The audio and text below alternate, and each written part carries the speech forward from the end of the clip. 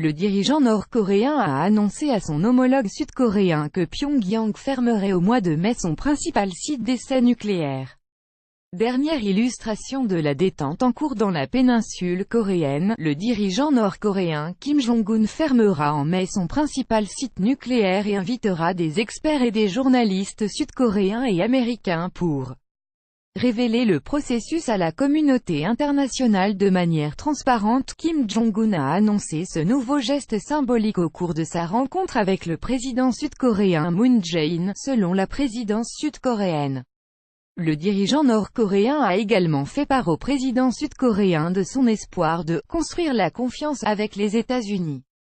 Si nous nous voyons souvent, si nous construisons la confiance, si nous mettons fin à la guerre et finalement qu'on nous promet qu'il n'y aura pas d'invasion, pourquoi vivrions-nous avec des armes nucléaires, a-t-il déclaré. Sans les États-Unis, il ne peut y avoir de paix entre les deux Corées, les pendules à la même heure. Toujours selon la présidence sud-coréenne, Kim Jong-un est prêt à dialoguer avec le Japon, à tout moment, un message transmis par Moon Jae-in au Premier ministre japonais Shinzo Abe.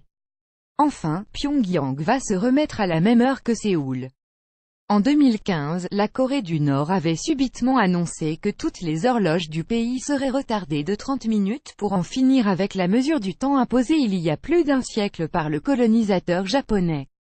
Vidéo, une ère de paix s'ouvre sur la péninsule coréenne située en zone montagneuse. Le site de Pongiri est considéré comme la principale installation nucléaire de la Corée du Nord.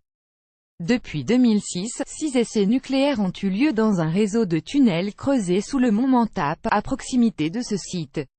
Après le dernier essai réalisé en septembre 2017, une série de répliques sismiques aurait provoqué l'effondrement d'une partie de la montagne.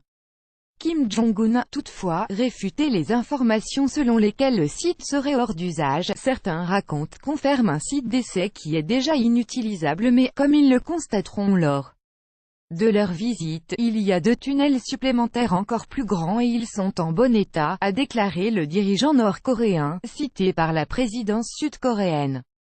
Suspension de ces essais nucléaires. Les dirigeants des deux Corées se sont engagés, vendredi 27 avril, sur la voie de la réconciliation, promettant une dénucléarisation de toute la péninsule et la tenue cette année de négociations en vue d'un traité de paix. Sommet intercoréen, 4 Sud-Coréens donnent leur vision de ce rapprochement. La déclaration, signée à l'issue de leur rencontre, prévoit également une reprise des réunions des familles séparées par la guerre, ainsi que la mise en œuvre des principaux projets adoptés lors du sommet de 2007 dont le développement d'une ligne de fret et l'établissement d'une zone de paix en mer Jaune. En amont de la rencontre, Pyongyang avait annoncé la suspension de ses essais nucléaires et de missiles balistiques, ainsi que le démantèlement du site nucléaire de Pongiri. Au cours d'un entretien téléphonique, samedi 28 avril, Moon Jae-in et Donald Trump ont échangé sur 2 ou 3 lieux possibles pour le sommet entre Donald Trump et Kim Jong-un, prévu dans les 3 ou 4 prochaines semaines, selon le président américain.